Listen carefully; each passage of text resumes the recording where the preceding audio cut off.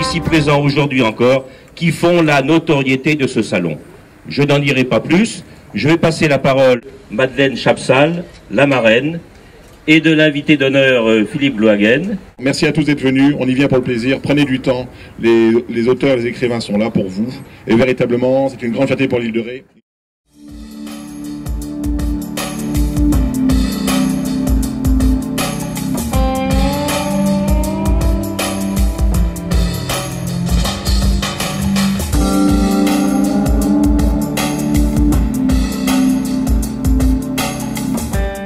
Mais c'est pas incompatible, puisque dans la règle des grands ensembles, l'île de Ré fait partie du monde.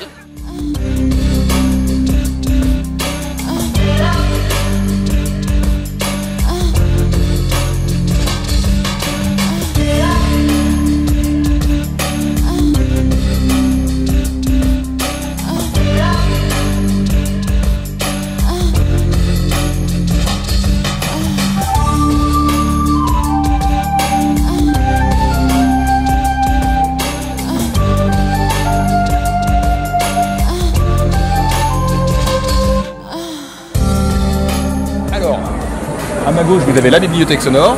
Derrière moi, vous avez les auteurs qui font des livres magnifiques, fantastiques, avec des photos, des images. Et puis alors là, vous avez tous les auteurs de romans, les gens qui sont invités, qui viennent de très très loin pour nous rencontrer. C'est formidable. Allez, à bientôt.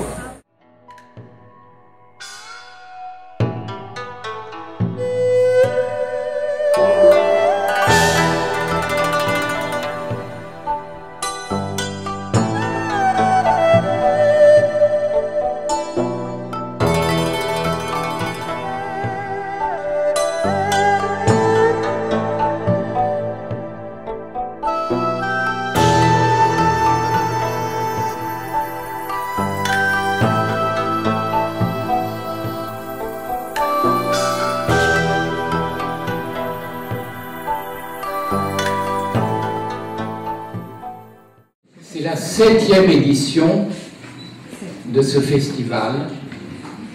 C'est un endroit magique pour vous tous et passionnant pour un historien. Je considère qu'on ne doit pas écrire une biographie si on n'a rien de nouveau à apporter sur le personnage. C'est ici, à l'île de Ré, quand j'ai entrepris cette trilogie royale, François Ier, Henri IV, Louis XIV, que j'ai trouvé le scoop dont j'avais besoin pour Henri IV. J'ai trouvé ici, à l'île de Ré, que le premier fils naturel d'Henri IV avait été conçu à La Rochelle et était né à l'île de Ré. Il s'appelait Gédéon Monsieur.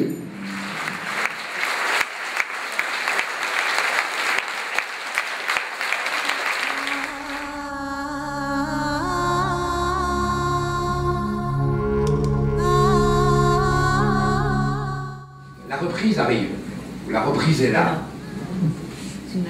Alors qu'on est dans une crise paroxysmique.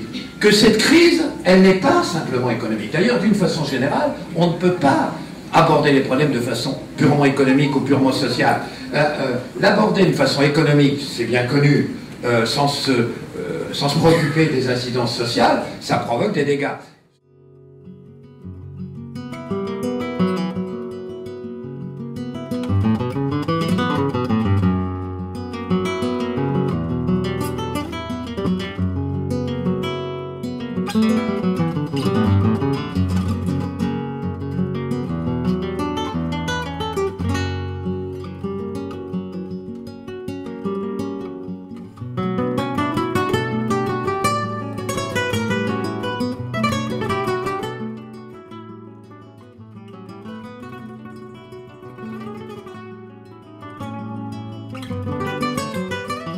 Oui, en fait, ce texte, il est né de ce choc, de plusieurs chocs que j'ai éprouvés l'an dernier à l'automne.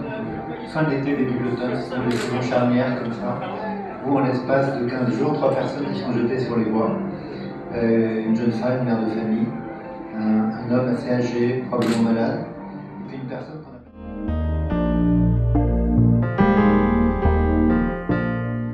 Théoriquement, oui, je suis le premier soldat français à témoigner de l'état de stress post-traumatique de guerre, qu'on connaissait plus communément avant sous le nom de névrose post-traumatique. J'ai décidé de parler de cette expérience, parce que c'est une expérience. Je me mets à nu sur l'entrée dans les symptômes de la névrose.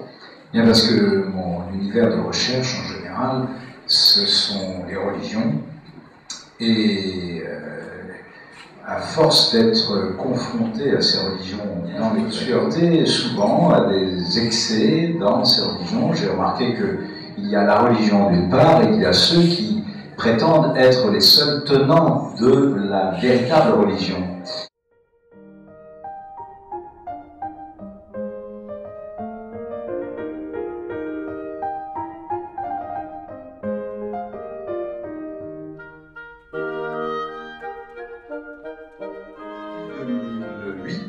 Le Conseil constitutionnel est une juridiction qui peut être saisie par les justiciables.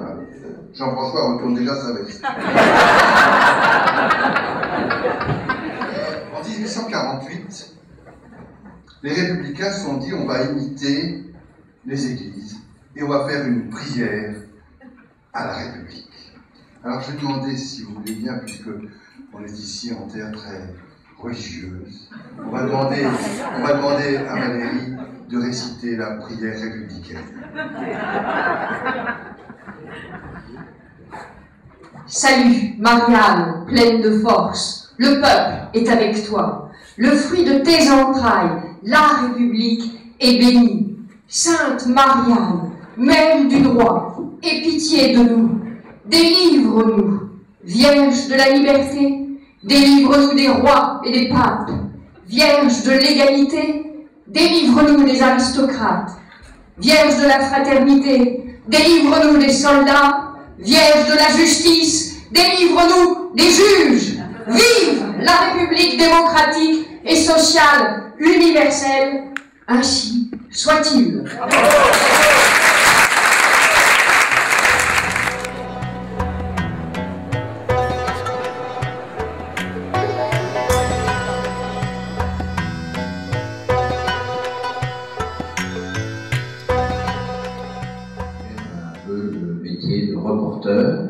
Et l'idée qui m'en est donnée, pour moi aujourd'hui, c'est un grand événement, parce que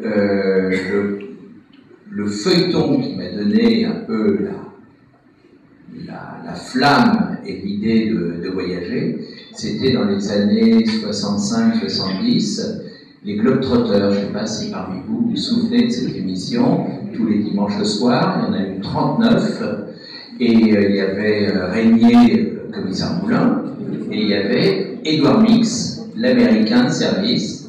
Eh bien, Edward Mix, je vous le dis, il est là aujourd'hui. Je lui ai retrouvé, ça a été un grand moment pour moi de discuter avec lui, et je lui ai dit toute l'importance qu'il a eue dans cette formation psychologique, parce que grâce à ce feuilleton, j'ai compris qu'il y avait des gens, les reporters journalistiques, qui étaient payés pour voyager. On parle de fourmis comme Bernard Berber, on parle de problèmes de voix, de problèmes professionnels, n'importe quoi. C'est ou de sujets complètement fictifs. Finalement, à partir du moment où on écrit ça avec notre sensibilité, notre vécu, nos traumatismes et nos tropismes, quelque part, nos tropismes en tout cas intellectuels, forcément on écrit sur